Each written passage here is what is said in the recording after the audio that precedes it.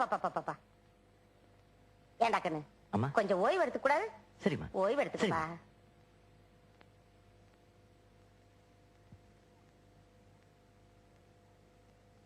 சிசியா ஒரு வீடு கொடு. ஏய் சின்ன பசங்க பீடி குடிக்கூடாடா. அண்ணா நான் உன்னை விட 10 வயசு பெரியவன் தெரியுமா? ஒழுங்கா வீடு கொடு. இல்லன்னா விடுவேன். இந்தாங்க அண்ணா இந்தாங்க. Very good.